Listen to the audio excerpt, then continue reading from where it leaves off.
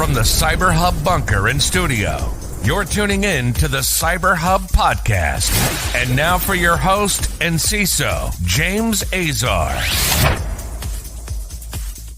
Good morning, gang. How's it going? And welcome to another exciting episode of the CyberHub Podcast. We're live on Facebook, LinkedIn, YouTube, Twitter, Twitch, and Rumble. Good morning to everyone from all over the world that's tuning in, as in a few short hours, I make my way to beautiful Las Vegas, Nevada for the Hacker Summer Camp at Black Hat and DEF CON. I can't wait to see so many of y'all. I'm so excited to be heading out and spend some QT with every single one that's attending. Thank y'all for being part of the show and making it amazing. Please make sure to subscribe and share. Find us on your favorite podcast listening platform as well. Go there, give us a 5-star rating, helps boost up the show there as well. So without further ado, go ahead and get into this morning's episode because there's a lot going on. A lot. And like I said it yesterday on the show, last 10 days have really been kind of shaky grounds. I don't have anything better this morning. I mean, I've got good effort, good intentions, but is it too late? We're about to find out. Coffee cup cheers, y'all.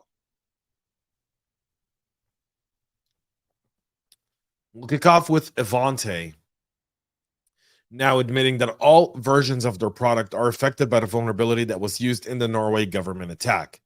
On Monday, Ivanti revealed that several recently discovered vulnerabilities affect all versions of their Endpoint Manager mobile tool. EPMM, formerly known as Mobile Iron Core, is a platform that allows orgs to manage mobile devices like phones and tablets, as well as enforce content and application policies. 2 weeks ago, the government of Norway revealed that 12 government agencies in the country had been hacked through several 0 days, affecting their EPMM. CISA and Norway's government published an advisory about the vulnerabilities last week. Now, the vulnerability enables an unauthenticated remote internet-facing actor to potentially access users' PII and make limited changes to the server. The CVSS score of 10 was the highest of severity ratings for this one. Initially, Ivanti thought the bug only affected Mobile Iron Core 11.2 and earlier, but in the updated advisory on Monday, the company said the vulnerability affects all versions of the product. That includes 11.10, 11.9, and 11.8, as well as 11.7 and below. So the CVE has now expanded. No other Ivanti products are affected other than the EPMM. Ivanti has a RPM fix for versions 11.10 to 11.3 available now. Customers on older versions should upgrade to 11.10 and then apply the RPM fix. The bug was discovered by Stephen Feuer, principal security researcher at Rabbit7. So shout out to him for a job well done. North Korea ScarCruft breach a Russian missile maker, and you might be asking yourself, what in the world is North Korea doing? A North Korea state-sponsored group, ScarCruft, has been linked to a cyber attack on the IT infrastructure and email server for NPO Masquerading, a Russian space rocket designer and intercontinental ballistic missile engineering organization. The Russian designer and manufacturer of orbital vehicles, spacecraft, and tactical defense and attack missiles used by the Russian and Indian armies. The U.S. Department of Treasury has sanctioned the company since 2004 at the onslaught in the first Russian-Ukrainian conflict. Today, Sentinel Labs reported that ScarCruft is behind a hack on the NPO Masquerading email server and its IT systems, where the threat actors planted a Windows backdoor named OpenCarrot for remote access to the network. While the main purpose of the attack is unclear, I can tell you what it is. North Korea's had a horrible time developing long-range missiles. Horrible time. China won't give them the tech.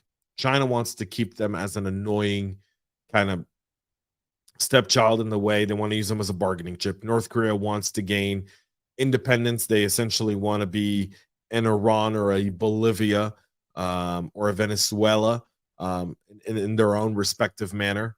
And so they've been after missile technology, and this is one of them. So the breach itself was discovered after analyzing an email leak from the NPO Masquerading that contained highly confidential communications, including a report from IT staff warning of a potential cybersecurity incident in mid-May of last year. That's 2022.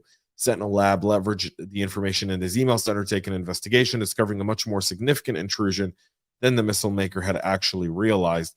According to the leaked emails, IT staff at NPO Masquerading discussed suspicious network communication between processes running on internal devices and external servers. This ultimately led the company to finding a malicious DLL installed on internal systems, causing them to engage with their antivirus firm to determine how they had become infected. OpenCare is a feature-rich backdoor previously linked to the Lazarus group. So there's that.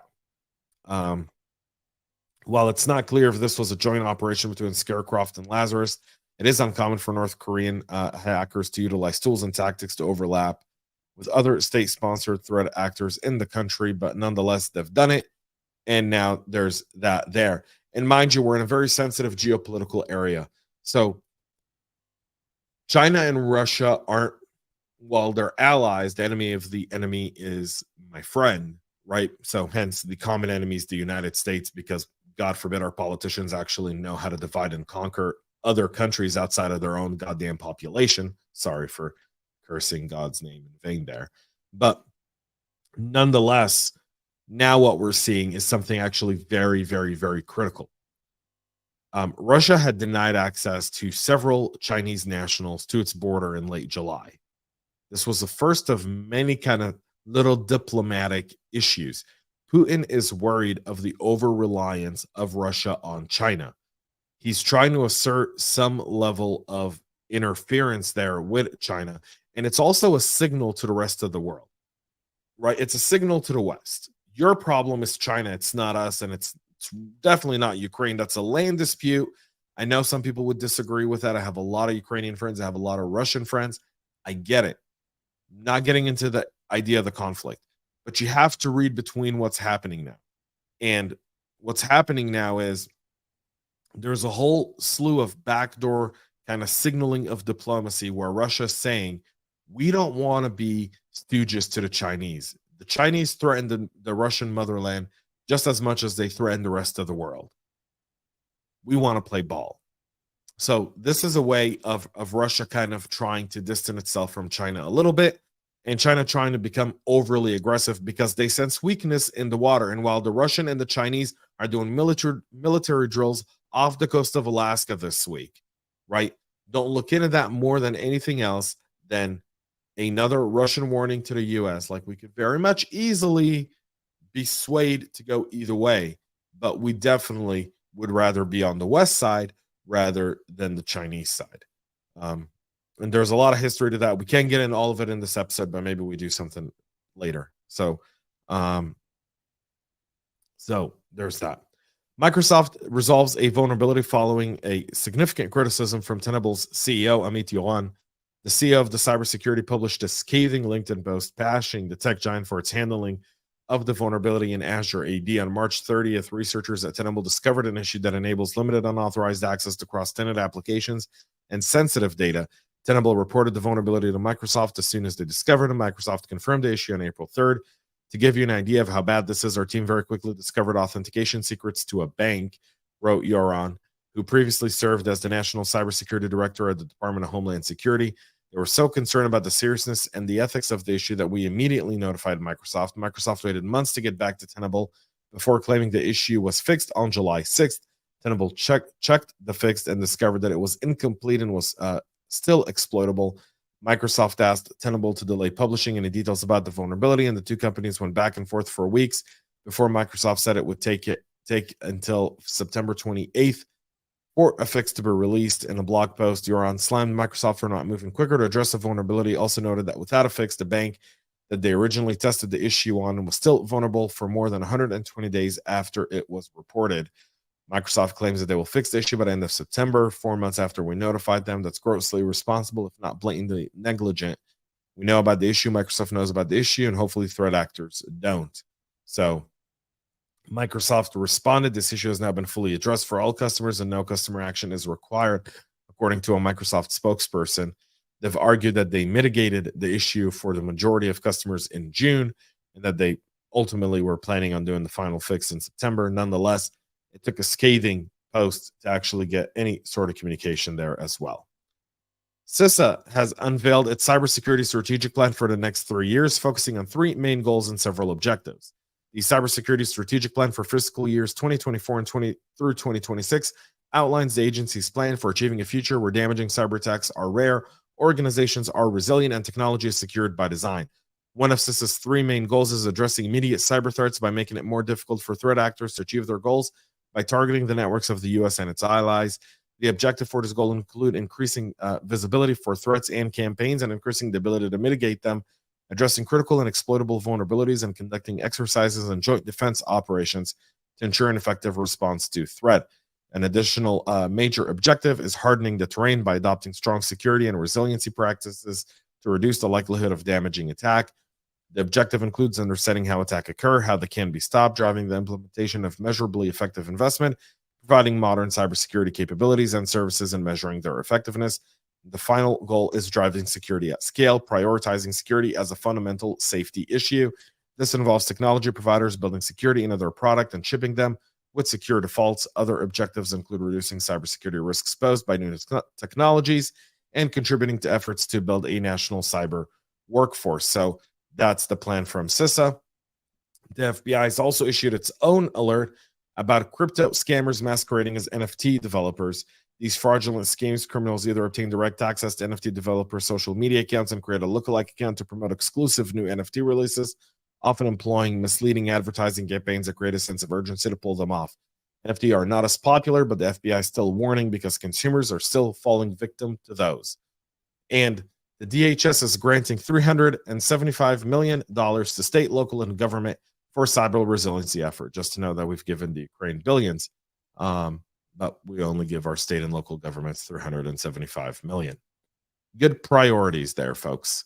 On Monday, the Department of Homeland Security announced it will pump nearly $375 million into state and local government coffers in a bid to increase cyber resiliency in a sector that has been pummeled by ransomware attacks in recent months. The state and local cybersecurity grant program, now in its second year, is a $1 billion fund with allocation spanning 4 years and specifically targeting state, local, and territorial government cyber resilience efforts. Potential grants have until October 6th to submit applications for the new wave of funds. Demonstrating the urgency of the issue, all but 2 states and territories applied for the cut of the first year's $185 million tranche. The program, which is administered by CISA and FEMA, is meant to help state and local governments defend against ransomware and other cyber attacks that have become routine. Today's threat environment, any locality is vulnerable, according to DHS Secretary Mayorkas. He's called the grants a way for local communities to prepare for the threat, regardless of size, funding, or resources. Last month, the coastal Mississippi community was hit by what a local official compared a digital hurricane. About 25,000 people live in George County, where systems were compromised by ransomware actors who used a phishing email mimicking a routine system update to break in. Spartanburg, South Carolina, was hit in April as well, and Dallas obviously was the famous one. And unfortunately, out of time for this one, I really want to deep dive into CVSS 4.0. This is written by Chris Hughes, and if you guys don't follow Chris, he's a really one of the smart leaders in our industry, and he really goes into detail here on the CVSS 4.0. I'm going to save this one and come back to it tomorrow. I really think he did an unbelievable job on this one, and I don't want to go over our allotted time for this morning's live, but it deserves 2 to 3 minutes, and I spent those on North Korea attacking Russia and why. So we'll take that time back, reclaim it. I'll bring it back in a future episode, either tomorrow from Vegas or Thursday, or we'll do something special with Chris on a live show here in the next few weeks. So with that being said, y'all, thank you so much for tuning in. Can't wait to see y'all in Vegas if you're there. Tune in. Really special content will be coming out of Vegas, so make sure you're subscribed and up to date. Till then, have a great rest of your day, y'all, and most importantly, stay cyber safe. We love feedback, so make sure to connect with us on social media and subscribe to our podcast on your favorite podcast listening platform.